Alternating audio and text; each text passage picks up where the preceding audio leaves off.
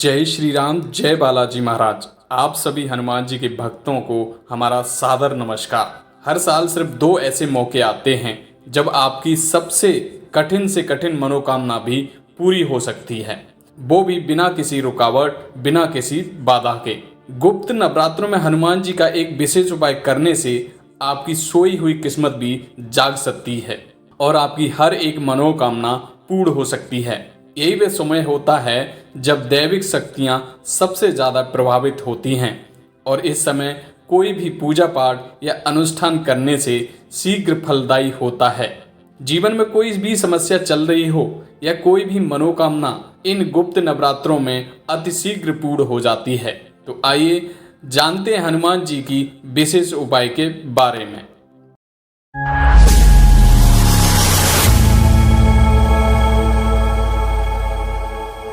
हिंदू धर्म में नवरात्र का पर्व विशेष श्रद्धा और भक्ति के साथ मनाया जाता है। वर्ष में कुल 4 नवरात्रि आती हैं। इनमें से 2 प्रकट नवरात्रि और 2 गुप्त नवरात्रि कहा जाता है। प्रकट नवरात्रियों में मां दुर्गा के 9 स्वरूपों की विधि पूर्वक पूजा की जाती है, जबकि गुप्त नवरात्रों में तंत्र साधना और 10 महाविद्याओं की उपासना के लिए जानी जाती है। गुप्त नवरात्रि विशेष रूप से साधकों और तांत्रिक साधनाओं से जुड़े लोगों के लिए अत्यंत फलदायी मानी जाती है। इस वर्ष आषाढ़ मास की गुप्त नवरात्रि 26 जून से 4 जुलाई 2025 तक मनाई जाएगी। हनुमान जी को गुप्त नवरात्रों में विशेष रूप से पंचमुख रूप में पूजन से साधक को वह फल प्राप्त हो जाता है जो सालों की तपस्या से भी नहीं मिलता। गुप्त नवरात्रि के दिनों में जब पूरी दुनिया सो रही होती है, वो समय होता है जब सिद्धियां, देवी शक्तियां और आत्मिक ऊर्जा सक्रिय होती है और उस समय पर कोई भी पूजा पाठ या अनुष्ठान करने से शीघ्र फलदायी होता है। गुप्त नवरात्रि में हनुमान जी की साधना करने के लिए आपको स्नान आदि से निवृत्त होकर हनुमान जी की पंचमुखी मूर्ति की स्थापना करनी चाहिए, क्योंकि पंचमुखी हनुमान जी की मूर्ति विशेष फलदायी होती है और यदि नहीं हो तो साधारण मूर्ति भी स्थापित कर सकते हैं।